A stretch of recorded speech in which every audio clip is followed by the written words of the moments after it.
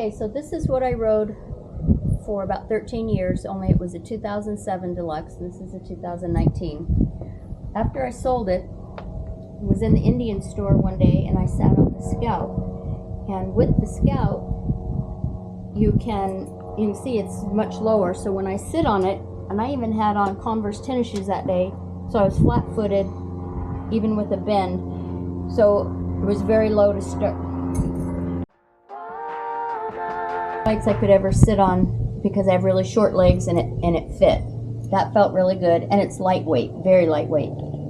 That being said, we got the bike, and I was thrilled to have it until I rode it. When I rode it, I didn't like it, and I thought, well, I'm just so used to my other bike, I need to get used to this one. But over time, I found I didn't even want to ride it because I didn't like it at all. For other people, it may be a great bike, because there's nothing wrong with the bike itself, nothing at all. It's just, for me, I didn't like some of the features on it. One good thing is that it's easy as heck to corner.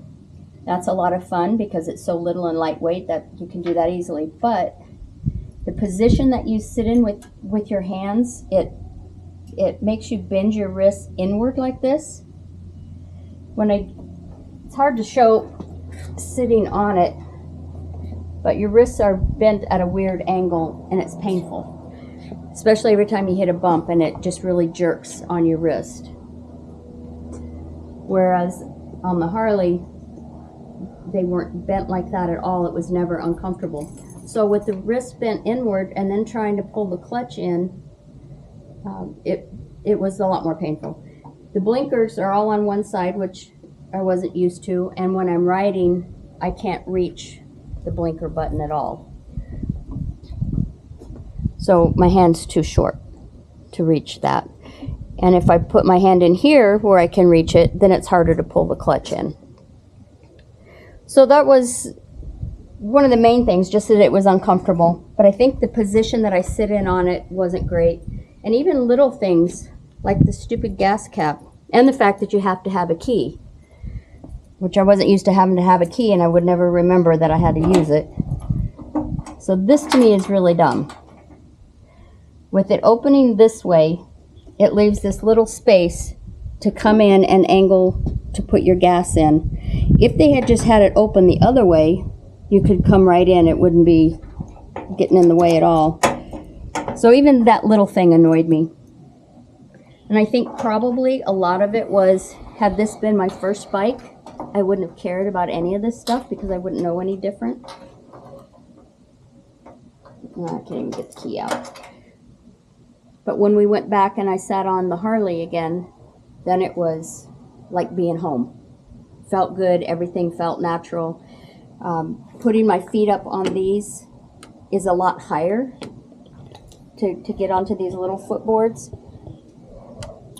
To where on the Harley, I feel like I have to lift my legs way up to get them up here.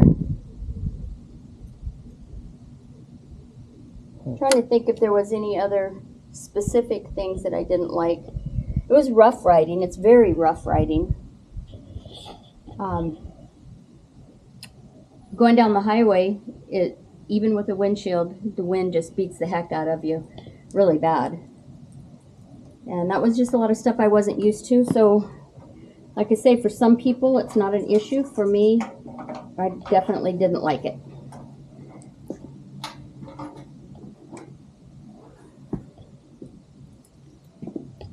Okay, stop. So getting back on the Harley, one of the first things I noticed, again, was the weight difference. Of course, it's a lot heavier. Harder for me to handle in slow speed maneuvering, like in a parking lot or in the driveway. But once I'm on the road, it's a totally different story from the Indian. It shifts so smooth, I can't even feel the difference when I shift. Where the Indian, it was really jerky, and I'm sure that was me and just the way I had to shift because of my hand positions. But this is definitely going back home.